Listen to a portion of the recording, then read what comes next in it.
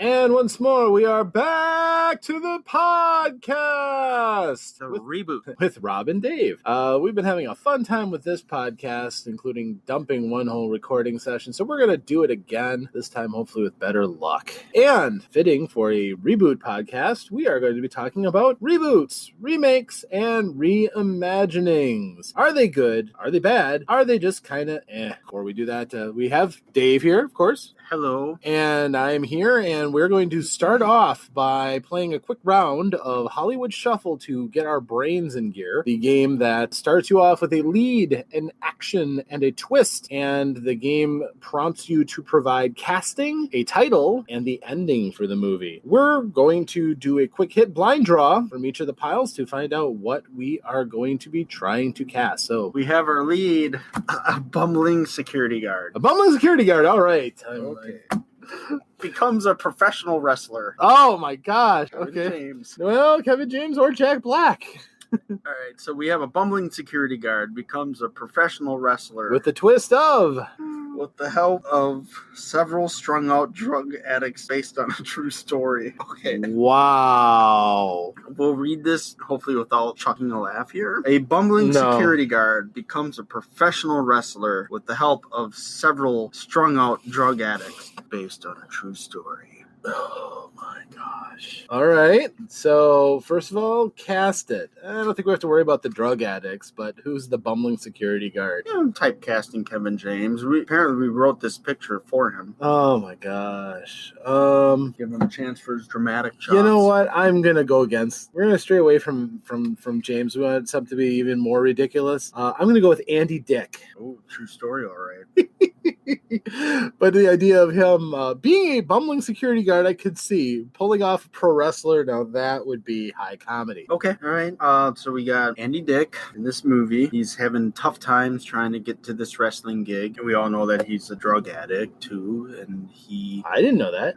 He's got Really? He's got issues. He does. He's got demons. So this is fitting. It's based on a true story. And he just can't get the wrestling gig going. He gets his butt whipped pretty easily. Well, he is 80 pounds soaking wet. Yes. So with the help of his, but this is based on a true story, so we can't make it too comical now. No, but unfortunately, given the circumstances, I think it's one of those humorous things that happens anyways. With the help of his several strung-out drug addicts. You know, the only thing I can imagine when I hear that is the movie Dodgeball, the old in the wheelchair. If you can dodge a wrench, you can dodge a ball. You just see that in learning pro wrestling. Well, if you can dodge a wrench, you can dodge a pile driver. What happens in this ending, they both help each other. Andy Dick's character loses his addiction to drugs, and while these guys are helping him train to be a wrestler, they all forget about their drug addiction, and they go on to the state championship where they defeat a returning champion. And the story ends with everybody happily ever after. Our characters met spouses along the way. Some of them have kids. And this is turning heartwarming. Yeah. I can't do that. In my imagining of this, because this is professional wrestling. Professional wrestling already has over-the-top action and probably a few drugs too. So I imagine this. There would still be a dramatic moment when one of his friends dies from an overdose and he realizes he has to kick it, even though he has to deal with, all the pain of being a pro wrestler and injuries and stuff like that. I think the only way you can do this is set it in Mexico, where they have the lucha libre, the hooded wrestlers. I like as a title Under the Hood. And he ends up beating El Diablo, the other masked wrestler, who is his nemesis early on, who, as it turns out, himself is tweaking on something. And Andy Dick, by going straight edge and cutting out the drugs, gives him just the edge he needs to beat his opponent, who is immune to pain, but who stumbles at a key moment because of the drugs. And Andy gets to pin him clean and win the title. Under the Hood. Nice title. So I'm casting, titling, and resolving it. I like the happy ending. Everyone doesn't until the sequel, apparently, because they even made a sequel to Trainspotting, so why not? I don't want to see a sequel to this. What would I title it? Back Breaking the Habit. That's not a bad title either. Thank you. I do good on titles. Drop Kicking the Habit. The Wrestler. I know it's already an Oscar-nominated movie, but hey, it's got drama. The Wrestler. Beats drop kicking Miss Daisy. Can't really call it The Security Guard. The Addiction Redemption. Does that even make sense? Or is that kind of counter? Yeah, it's a little too on the nose. You know what? It's your movie. If someone can make The Room, and then years later, Room comes out. Are you seriously holding up The Room as a model for your movie making? I am going to just go off The Wrestler. I'm going to call mine Wrestler. How is your sex life, Andy? I am calling my movie Wrestler. Okay, fine. All right, well, that's our take on that. And now we're going, speaking of movies that beg to be redone, we are going to delve into the tangled Hollywood history of reboots, remakes, and reimagining. Now, we're going to be covering mostly reimaginings here, but our definitions, as they're pretty much understood, a reboot is when you have a series, you stop the series, and then whatever happens after that, new story. Doesn't have anything to do with the old stuff, whole new stuff coming up. Spider-Man. Sure, doesn't have to be a TV series, it could be a series of movies, and then you're just going to stop cold. Probably again, if it's like superheroes, you're probably going to have an origin story again, and then move forward. If you're doing a remake, you're basically just telling the same story over again. Obviously, there's going to be some changes and things based on, available technology that wasn't available before, or, your cast and your director and all that. A reimagining is when you take the basic concept, and sometimes it's just the theme, not necessarily even much more than that, or maybe a character or two, and then you can just go off on your own. It's not going to follow the original plot, might not even, follow the original plot at all, but it's still going to be tethered in because of some sort of a theme that they have in common. Yes. So that being said, we're going to give you a couple of examples of reboots, remakes, or reimaginings that went right, that in our opinion produced movies that are at least as good or have merit standing up next to the originals that preceded them. And then we're going to do a couple of those, and then we're going to do one where everything went wrong and that the reboot was much worse, and usually with a train wreck like atmosphere around it. Dave, why don't you start us off, please? Well, I am starting off with what we would technically call a reimagining, because that's what they are. And I am going with 1986, The Fly, starring Jeff Goldblum. It was, back in those days, a remake, as they called it, to The Fly, which I believe was 1958, based on a short story that appeared in Playboy. So they do have valuable articles in those magazines. Yes. You have the premise in the original movie: family man, scientist, invents teleportation, teleports stuff, loses a kitty in the air. Sad moment because you hear the cat. That's sad. And it's better what happened to the baboon. And then fair enough. And then he goes missing for a couple days. Where is he? Where's Dad? I can't find Dad. But boy, I got this weird fly right here. And so the mom goes downstairs. The guy opens the door. He's got the hood over himself, covering his arm in a pocket. What's going on? Whatever his name was. His name was French. For some reason. Oh, why was everybody French? I don't remember why, but everybody had French names.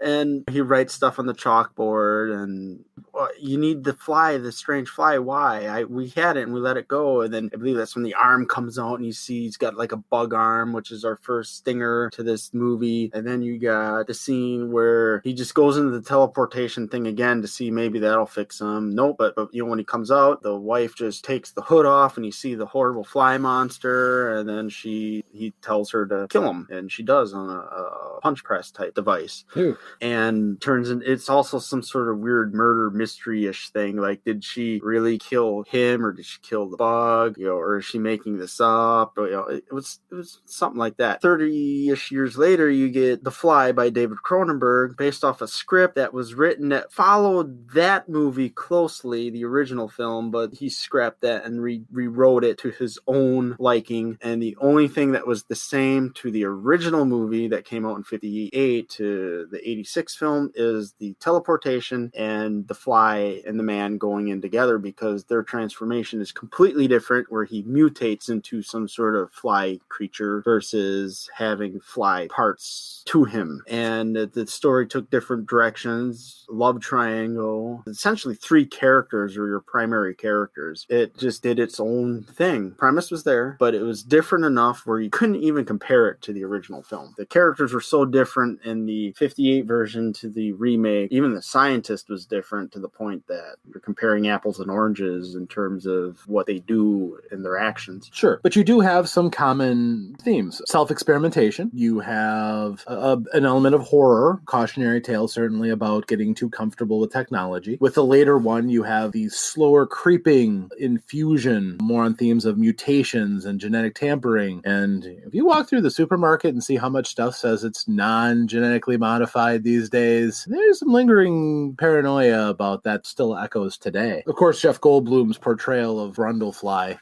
was pretty gripping. I did not see the original, so I can only imagine that he was probably a lot more over the top than the scientist was from the original. Yes, the scientist in the original film is very basic. He's not over the top. Goldblum is Goldblum, and Goldblum plays all these roles almost identical.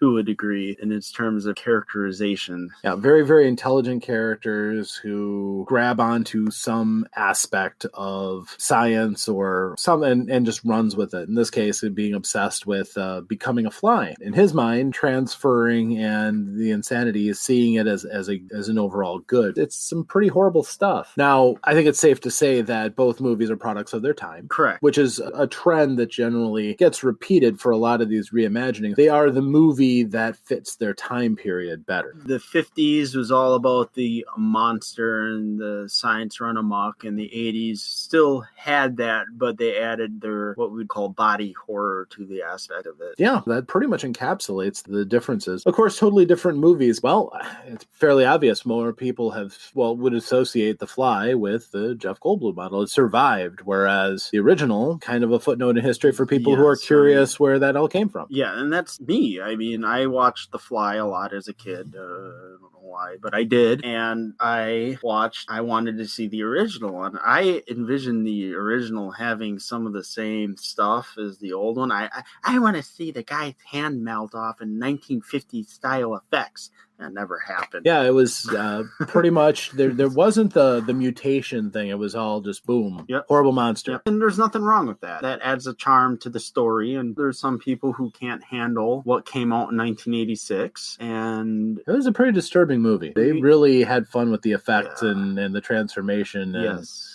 Ugh. And when I remind people that Mel Brooks produced the movie, they're like, what? But the original's got enough of the cautionary tale and the science that you can still show someone that and not be worried about freaking them out, per se. Interesting, they felt they needed to add the legal aspect, too, in there, with the original more so. The missing scientist and wondering if she was a murderer. Yes. That's how the movie starts out, with the guy walking in on the machine coming down, and then the brother, played by Vincent Price, gets the call, like, where's my brother, Andre? Then the investigation starts. I swear if I was going to do a horror movie, I would find some way to put Vincent Price in it, no matter what, if he was available. Two great movies. I'm going to take a swing at this one, and I'm going to do my reimagining with my limited repertoire of horror with The Mummy, the original, Boris Karloff, black and white, wrapped up in bandages, slowly lumbering and menacing the hapless fools who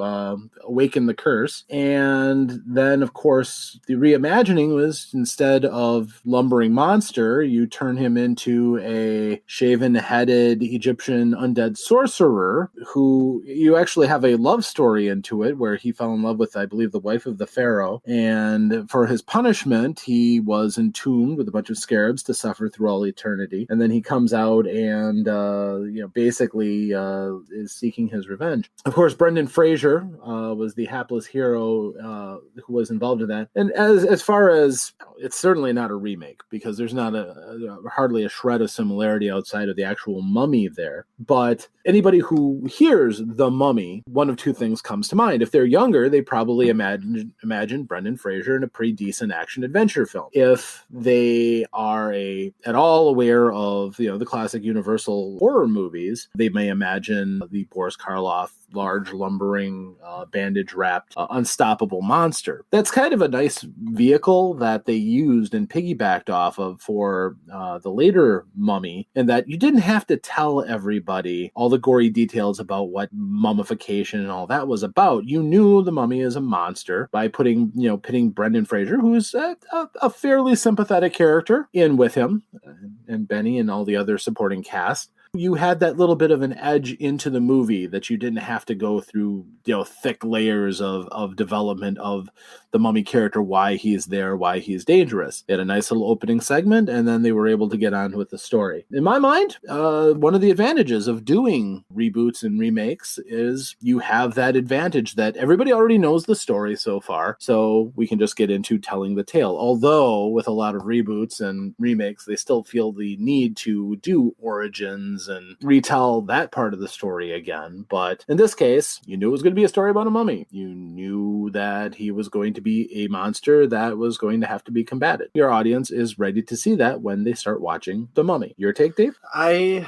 It's been a long time since I've seen Brendan Fraser's Mummy film, and I've not seen the original Mummy film. It is on one of my lists to watch, along with many of those Universal horror films from back in the 30s and 40s. Your take on The Mummy, it makes me want to watch it again, because you're mentioning how it adds to the mythology, to the creature, or the monster, I guess, whereas in the original, it's just there, like, wrapped up in bandages, lurking around, whereas this has more to it. It certainly opens up your perception of what an audience back in the 30s and 40s would be used to in movies, having to fill in a lot of gaps with their imagination, including color, including having to take what is cinematic tools that weren't available at the time, and it was still presented before the people, but they didn't need as much. These days we need amazing, mind-blowing CGI and all these special effects to put ourselves into the movie. We're kind of spoiled, honestly. And The Mummy had decent effects, certainly enough to make the Mummy seem like this unstoppable, sorcerer character. And as far as going in different locations and things like that, these days they have the ability to do that all in one single room if you wanted to. Whereas back then, your staging and everything about where you're shooting it was very much akin to what stage crafting is done for a play. Relatively simple. It's a different movie for a different time. Still good to watch so that you can kind of appreciate where our horror movies came from. And honestly, if you look at a lot of the more indie movies today, a lot of them go back to some of the tips and tricks that you can glean from these classic movies because they need that kind of help to make their movies happen. And my second movie, again, falls under the reimagining category in technical terms, and that is John Carpenter's The Thing, which would have been, when it came out, advertised as being a remake to A Thing from Another World, a 1951 sci-fi film. Premise is the same, bunch of scientists in the Arctic, and they come across an alien threat. Where they come across the alien threat, slightly different, because ironically, the Carpenter film could almost play into as some sort of reboot / sequel to the original film, but not necessarily. It's just got its little, inside references that people may or may not catch. So scientists in the original discover block of ice, alien melts, it's a Frankenstein monster. It lumbers around, kills the people. Memory. I haven't seen this movie in years. I'll probably watch it again because it's nice watching old sci-fi films here and there. The John Carpenter film, again being attached to John Carpenter, had a little more horror to it. It was a chameleon monster. The monster could be you or I, it could be the dog, and this alien essentially disguises itself as it's the local wildlife, as you would say, and it comes out only to defend itself. And when it reveals itself, it is some pretty funky alien stuff going on, like a goulash of aliens, essentially. And the difference between the two films, Carpenter film followed the original story more closely, the original story of who goes there, and it was all about paranoia. Don't know who you could trust. Twilight Zone's probably touched up on some stuff like that too. And of course, as people are becoming aliens and they look like you, nobody knows who's who, that goes into your story. And it's very claustrophobic, very chilling, different enough that when you can't really compare the two films because of the structure was different. But they were both horror movies. The Carpenter film, definitely more horror. The older film from 51 could be classified as horror, but I think that you could still find that under sci-fi. It's basically your case, even though they both have monsters. One is more of your classic monster movie, and the other one is monster with a lot of psychological horror, thriller-esque, playing on paranoia, isolationism as well as claustrophobia, and of course, killer alien. Yeah, that was a good one. And my next take on that would be comparing and contrasting the Tim Burton movie, Charlie and the Chocolate Factory, with the one that many people are familiar with Gene Wilder as Willy Wonka and his Chocolate Factory. This is probably closer to a remake than any of the other ones that we've done. They use the same characters, they take place in the same setting, although after that, the way that Tim Burton imagines things, clearly there's a world of difference in the aesthetics, from the style of the music and some of the technical effects that went into things. Obviously, Johnny Depp's take on Willy Wonka was very different from Gene Wilder's. One of the interesting things, again, though, since they both come from the same source material, the interpretation the Willy Wonka and the Chocolate Factory had was certainly a bit different from Roald Dahl's original Charlie and the Chocolate Factory portrayal, where Willy Wonka just feels safer. He feels like things are going to work out. Generally, nobody's really going to get hurt from the original Willy Wonka, except for that one scene in the tunnel on the boat where he's doing his freak out moment. That scarred me a little bit. But I still remember the classic one very fondly.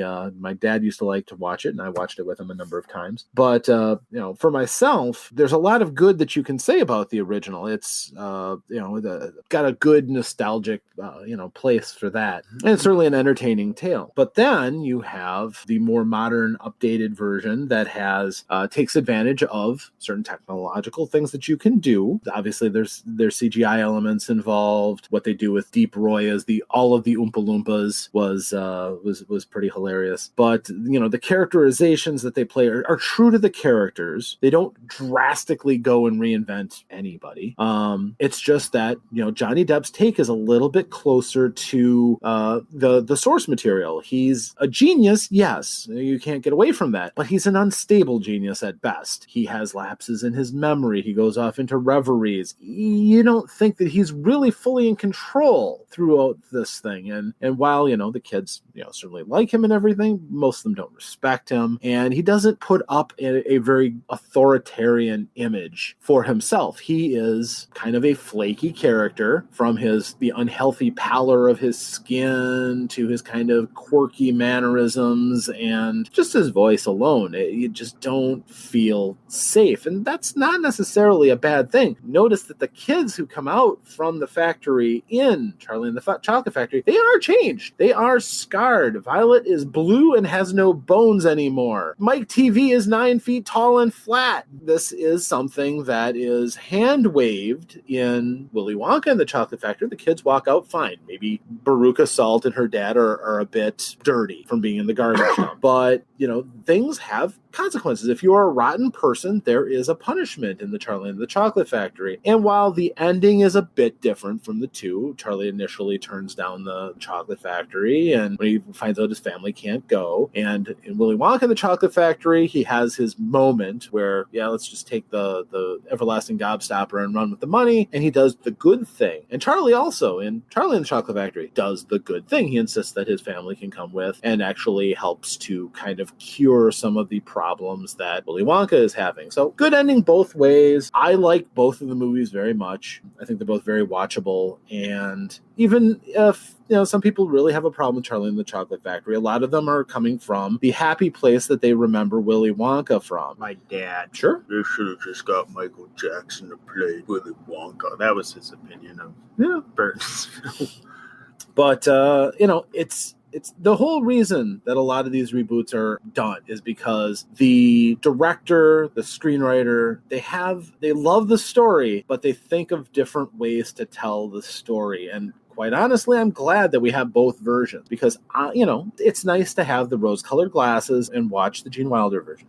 I love Gene Wilder, and I think that's one of his best roles he's ever had. All the same, there's something still good and fun about not feeling like everything is okay and just seeing the chaos play out in the Chocolate Factory from the Tim Burton model. And I like the aesthetics too. There's something about the way that Tim Burton can style and craft everything from a room full of edible candy to, his take on the chocolate river and how tsunami like it turns out. I'm kind of a sucker for the way he does. I know both versions. I like both of them just as much as you do. I know a few people that like both. I remember reading the book in school, that image in the picture, because it had some pictures in the book too. Sure. I remember seeing that pictures at the end. You could see they're in the glass elevator, and you look down, you see the other kids leaving, and I saw that in that book with the stretched out Mike TV. Yep. And that was realized in the movie. And I know the Burton film gets dumped on quite a bit too, because people are associating themselves with the original film. They like the original film. Why would you remake this? How could you remake this? And people fail to realize, with the exception of the Christopher Lee stuff and what you already mentioned with Charlie's family not going to the factory right away, that follows this book more closely. Even the songs, the Oompa Loompa songs in the Burton film are based off of the poems the Oompa Loompas speak in the movie, the word for word, I believe. And Danny Elfman wrote music to those. It follows the book, and people, you'll hear them say, why can't something follow the book? And then you do get something that follows the book, but guess what? It's based off of a movie that they fell in love with years ago, and now they're comparing it to the movie. Unfortunately, Burton had a situation like that with one of his other reimaginings, and when he did Planet of the Apes. I've read the book, the original book that Planet of the Apes was based off of, and it had a, quote, surprise ending as well. It wasn't the Statue of Liberty, it was something else. That surprise ending, even though not identical, was very close to how Tim Burton ended his ape film. And people dump on that ending. That ending makes no sense. It's so stupid. I don't get it. Even when you look at the original book, you can say the same thing, but the ending was pretty close to the original book. It was like, when I read that part, I was like, oh my. That film, Charlie and the Chocolate Factory, that's how I feel watching that. I mean, there are things I like from Wilder's version, there's things I like from Depp's version, but overall, I really like what Burton did because the story seems more appropriate. I still get all versions. The grandparents are all sleeping toe to toe, like literally. That creeps me out. That I think that's more scary than the boat trip in the original film. But I hear you there. But it's a good film, and it's a great reimagining or remake. And of course, there is a dark side to doing the reboots and remakes. It doesn't always work out right. And Dave, I'm assuming that in all of the movies that you've seen, you probably can think of some example where the reboot just didn't work. I for sure know of one. Psycho. Okay. You had the 1960 classic by Alfred Hitchcock. Of course. And then you had the 1998 WTF by Gus Van Sant. I was at first excited to see this movie. Remake of Psycho. I was happy with the cast. They cast some good people in it. Mm-hmm. Then you hear the shot-for-shot remake. Okay, shot-for-shot. I guess. But then, when I look at the running time to the original Psycho and the running time to the new Psycho, I'm like, hey, the new Psycho is shorter. How could it be shot for shot? But that's not necessarily what it meant. They didn't use as much chocolate syrup in the shower. But, there was one scene they bragged about that was different from the original Psycho, but it's something we can't really talk about. Yeah, we're gonna keep. Well, there are podcasts that do that kind of content, but we're not that. And I saw the movie about the remake 3 years after it came out, and I think we could safely say it's a remake of the original film. It's not a reimagining, and they were trying to reboot and make several more sequels, at least not. Especially if you talk about it as a take-for-take remake. I mean, that's what they were bragging. Gus Van Sant was saying this is a shot-for-shot remake of the original film. Yeah, so that qualifies as a remake. And the original Psycho was based on a book as well. Psycho, I believe that was called Psycho, and Norman was completely different in that book versus what we got with Anthony Perkins on screen. I don't even know what Vince Vaughn was doing in the Psycho remake. That was definitely a very weak interpretation of Norman Bates. And in fact, if we want to talk about Norman Bates, we can bring up the kid that played Charlie in Charlie and the Chocolate Factory, because he did a fantastic Norman Bates when he did the Bates Motel. Freddie Highmore. That's it. Freddie Highmore. I mean, he was a spitting image of a younger Anthony Perkins. That would be a proper reboot, what they did with the Bates Motel. The remake of Psycho was so bad that not even the good actors in it could salvage it. And I think what was going on is they're making a 60s style movie in 1998, and I don't think you can do that. You have to kind of stylize it a little bit to at least be appealing, because if you're trying to get people to recognize something for a newer generation, but then you're kind of treating it like 30 years ago, I think it's harder to get a newer audience, and then your older audience is not going to want nothing to do with it, because even though people gripe and say they don't like remakes, some of them make money and some of them do good because they probably offer the different takes, like The Fly or Charlie and the Chocolate Factory. Well, and also, too, I think a lot of remakes and reboots are products of the generation they come in, where in the 90s and O's, the original, you take somebody who's a millennial, we'll say, and you show them Willy Wonka and the Chocolate Factory, and they'll be like, oh, this is nice old-timey show. And show them Charlie and the Chocolate Factory when they don't have any emotional tie into the other one, and they'll be like, okay, the colors, there's action, it's more engaging. Whether or not they like the story is up to them, but, it's told for a different time period. And that is a lot of the thing, too, where some of these franchises, they will go wandering journeyman-like through generation after generation after generation before finding a niche that they can really cling on to. Sometimes the first one is the one that's the golden age for that franchise, and sometimes it's not. When I think of ones that are constantly being remade and remade and remade, like the Fantastic Four, for instance. I don't know if anybody has ever actually said any of them are great movies. No. And those are only made just so they can secure the rights to keep making them. Yeah, there's a lot of times some extra things that are going on for some of these series that continue to be remade and remade and remade. But with the first Fantastic Four, the first big box office Fantastic Four, it did well enough that it spawned a sequel, Rise of the Silver Surfer, and it tried to tell some of the story from the comics, although from a very unusual slant. But you saw, a good budget going into it. You saw some talent and Jessica Alba, but you had good people in several of those roles. It seemed like the directorial focus was all over the place in that. And when the second one came out, the wheels fell off. Then the next movie came out for the Fantastic Four, and like you said, it's only being made just to fit a purpose. But in my movie selection, the one that hits me the hardest was Teenage Mutant Ninja Turtles. Oh.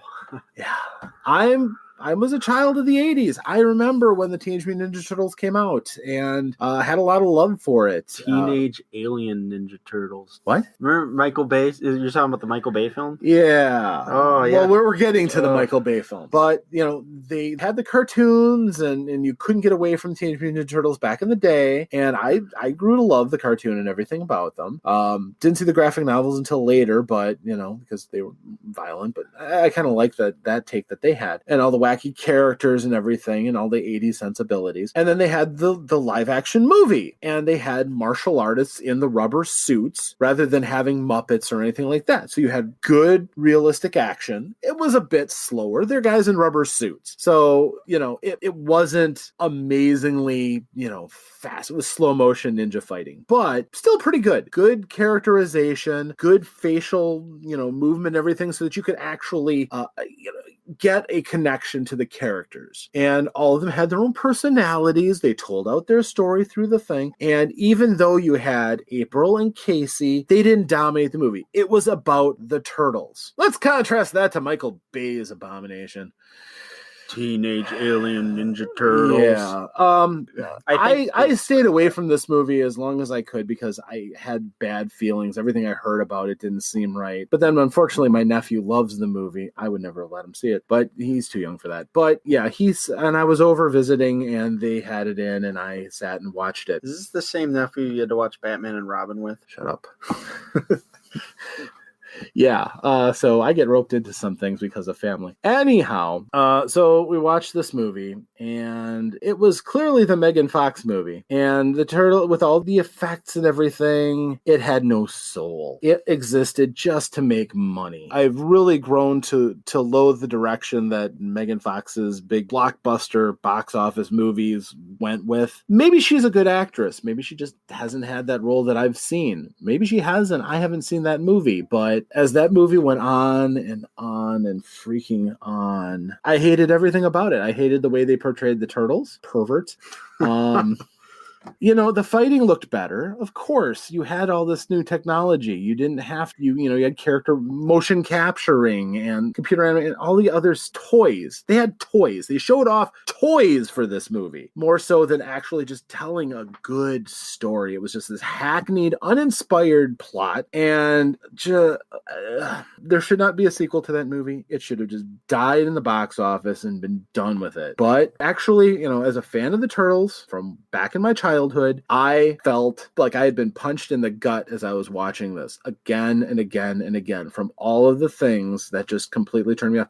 And I'm not going to go point by point and talk about all the different things. The humor just terrible. Oh, it's just so bad. There is really nothing good in that film. And I'm not saying this as somebody who's like, oh, they ruined my childhood, because, I can't stand the Transformers films, and I have no attachment to the Transformers as kids at all, other than playing with whatever my friends had as toys. But there was some nice CG. There were some, some of the vehicle stunt work was nice, but the story was lazy. The acting was half done. Oh. It was, and who really was that movie even made for?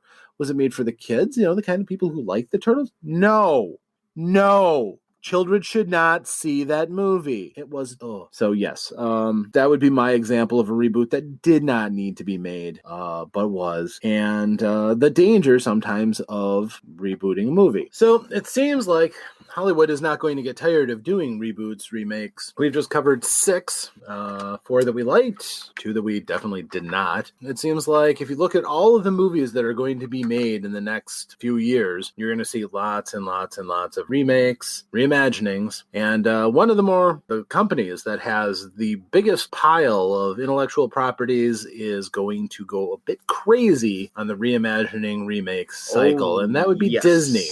Very much so. Hey, everybody, you guys all have a favorite animated Disney film that you all love and cherished as children? Well, if you do, I guarantee you one of them has either been reimagined as a, quote, live action film, or it's in the process to be. And this is kind of what got my attention about this remake, re-imaging, reboot thing. It was in 2019 alone, Disney is going to release 3 films that are live action that are all based off of pre-existing animated material. At least they plan to as of right now. We all know that sometimes things don't work out the way that people plan. Oh, well, yeah, maybe they could move one of these till 2020, but these 3 got concrete dates. They're filmed and they're in the post-production process. Disney does have a good track record for this, though, because they've already released and made some movies that were reimaginings of pre-existing Disney material. The biggest one was just 2017's Beauty and the Beast. Huge success for Disney, and I suspect this is what kind of kick-started the we got to get these other ones going. Another huge success was the reimagining of The Jungle Book, quote, live action, but not really, but it looks real. Kid was real, that's for sure. That was another big success. So successful to the point that people wanted Jon Favreau, who directed The Jungle Book, to come on board and do The Lion King. And well, that's what he did. He did The Lion King. Tim Burton did Alice in Wonderland, and decent numbers, $334 million for domestic gross. That was a huge success for Disney. Roughly about as much as Johnny Depp paid in wine for that production, I believe. We had down the line Maleficent. Now that one would definitely fit under the reimagining category, because they took the tale of Sleeping Beauty, you kind of gave depth to the witch, and I guess they kind of made it where you got to feel a little sorry for her, but she's still a witch. Well, yeah, it's not like that kind of expanding of a, fictional fantasy universe is uncommon. I mean, people have been doing that with fan fictions for, forever, practically. Yeah. And, quite honestly, it's just taking what you already have as far as an intellectual property and then just expanding it organically throughout by telling other stories of the other people that you see in the stories. It just so happens that everything kind of fell into place that, you had Angelina Jolie, who looks great in the role, and, the script the cast, the director all fall into place at the same time to make that work for Disney. They seem to do that a lot. I mean, so Disney, they have some successes, and you go down the line, even Cinderella, which came out in 2015, $200 million. That's good. I don't know how much the movie costs, but that's decent. Suffice to say, Disney's not losing money on these movies. No, and they even have 101 Dalmatians in here from 1996, and the 136 million in 1996 money, that's a fair chunk. That's a good chunk. And that is box office. I remember that movie because the merchandising. Oh, yes. Lord, the merchandising, especially all those puppies. I think I've still got about 5 or 6 stuffed puppies. So it's fair to say that Disney's had some significant success with this, and I think they are taking advantage of it, because like I said, March 29th of 2019, we're going to see Tim Burton's Dumbo. Yeah. As we start going to the more fantastical animated ones, it'll be interesting. I'll say that.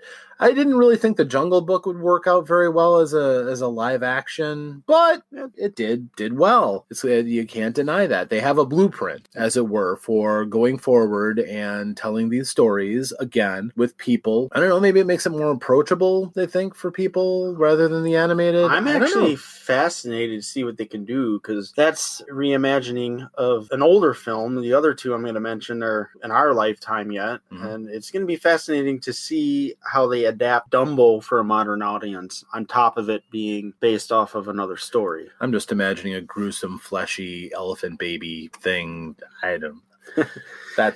So that's March 29th.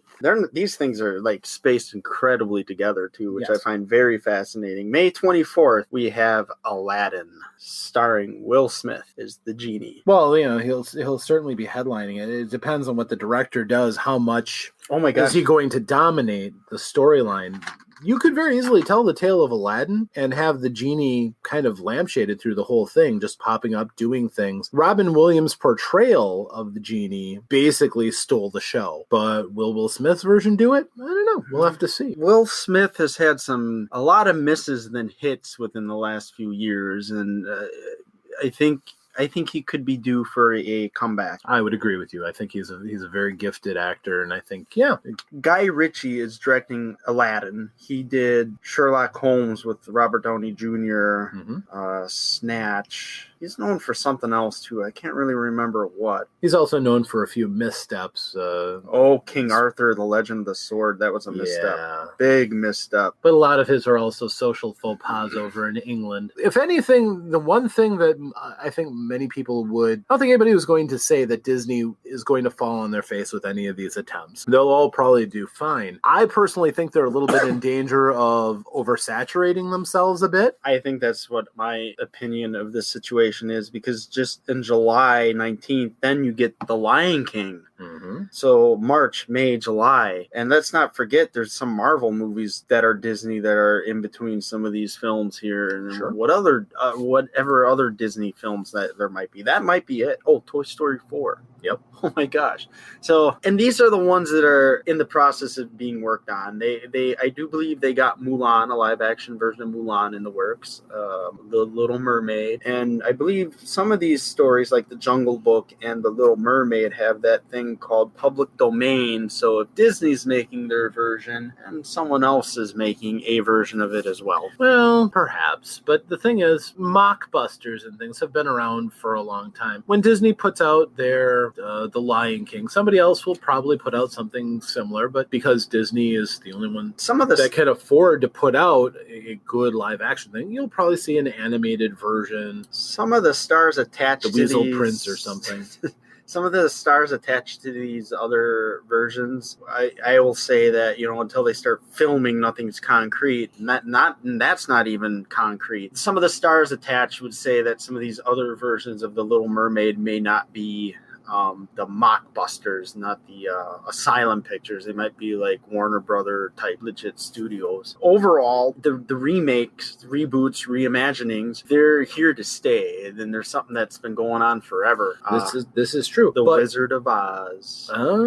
is I guess you would say it'd be a reimagining, because they made a series of silent films based off the books, and they remade it. The Ten Commandments was a silent film, and I believe was that remade by the same director, even the one that we got in the 50s. Cecil B. DeMille one? Yeah.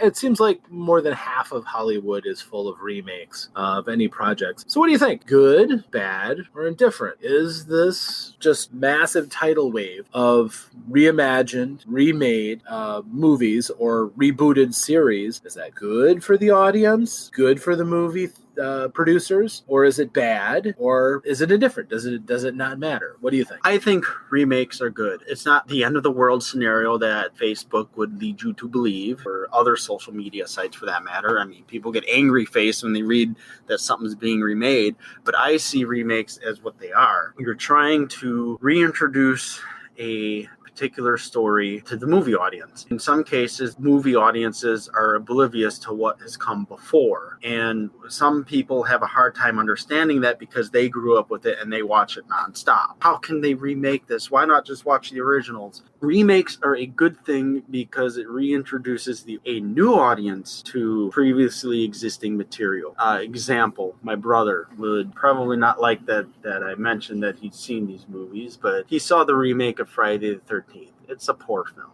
It's Friday the 13th, for gosh sakes. There's no Shakespeare in it. It was a remake or a reimagining, but he saw it. That got him to watch some of the old ones. Mm-hmm.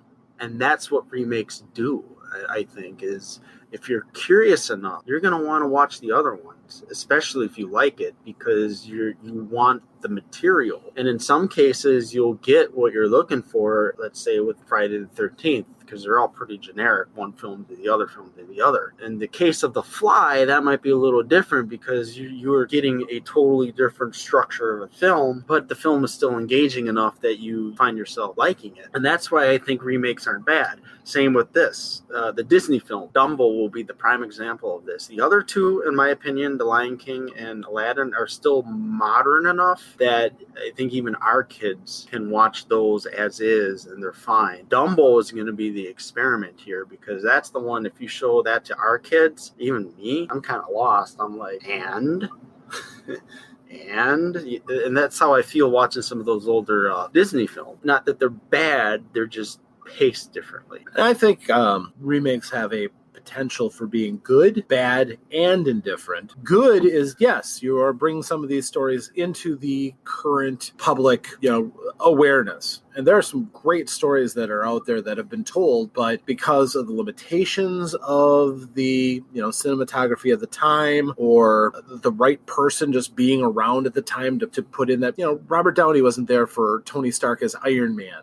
At the moment, I can't imagine anybody else who'd be better at that role. So as a result, it's a great role and a great character, which the next generation that doesn't accept that is going to want a Tony Stark for their different age. And not all those things age well. Like you said, the classic Disney animation, people who lived in that time love it. Nowadays, it's at a different pace than what people can deal with. So yes, bringing these back, I don't think it necessarily drives people to go back and see the older versions.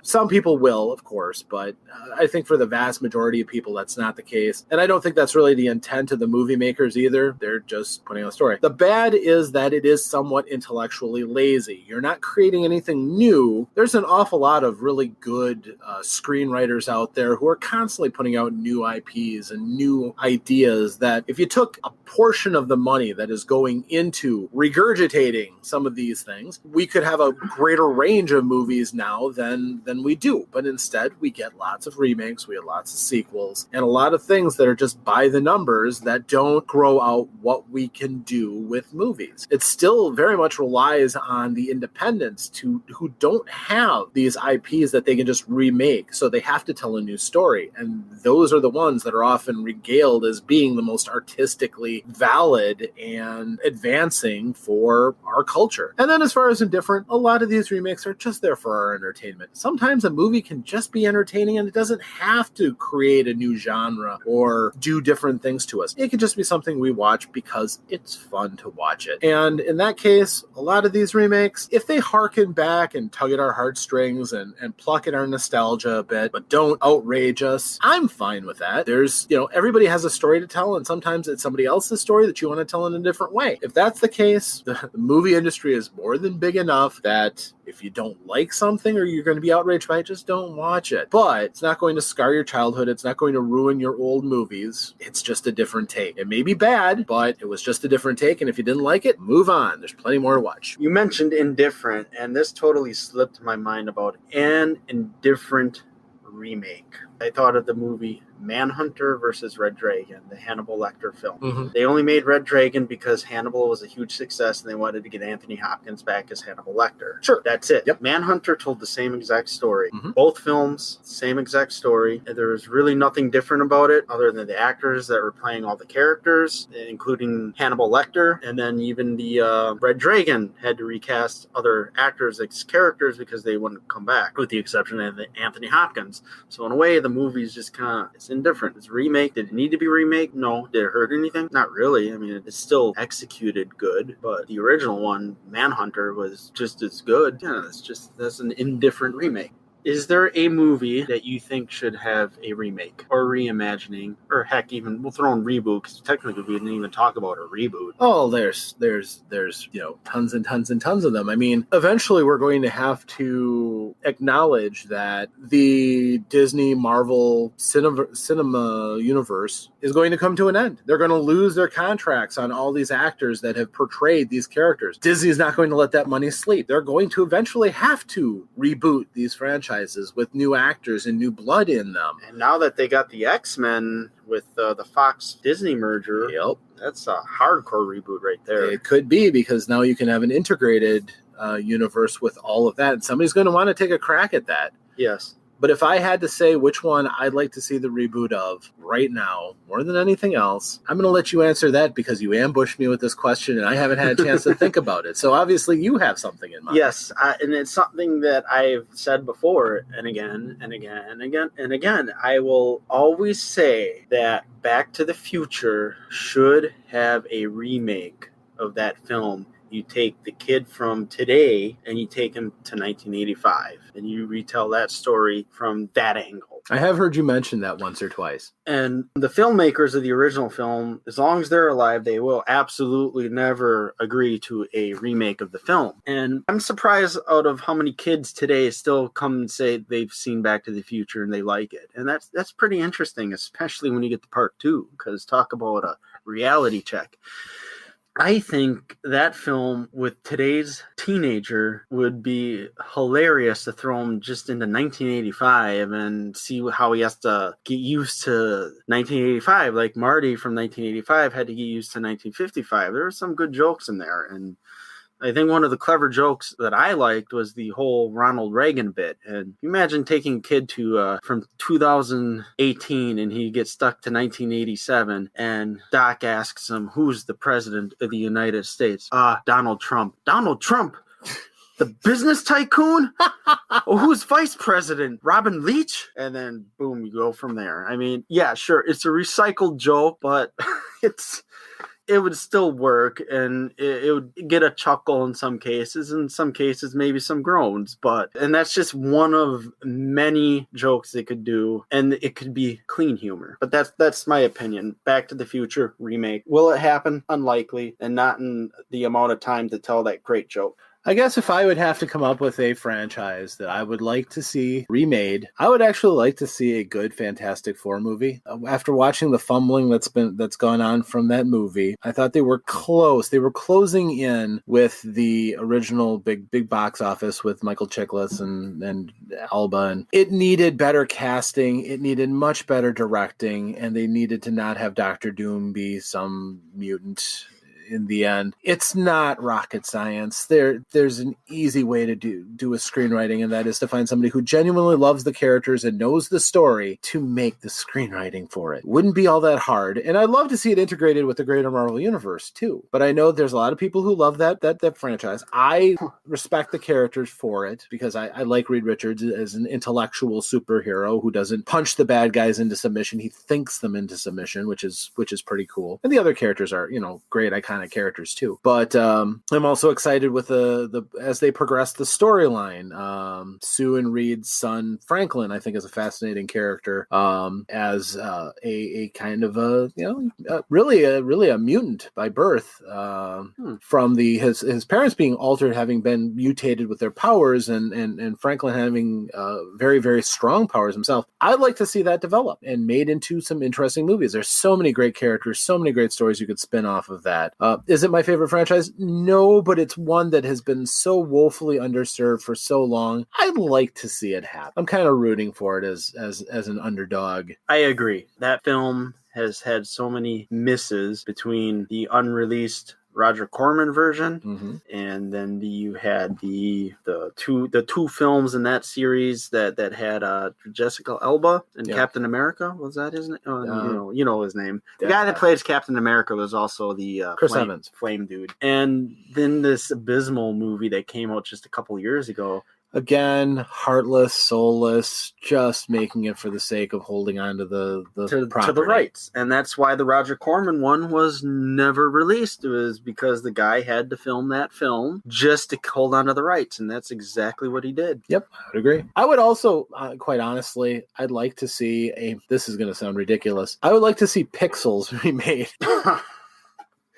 I was so excited to hear Pixels was coming out because I love the fan service, and I really do have to see Ready Player One. Everybody tells me it'll scratch the itch that I really want Pixels to scratch. I see it right over there. It is over there, and I still have to see it. All right, until next time, this has been Back to the Podcast with Dave and Rob. Thanks for listening, and make sure that you subscribe, and when we come out with new things, you'll be the first to know. Thank you, and farewell.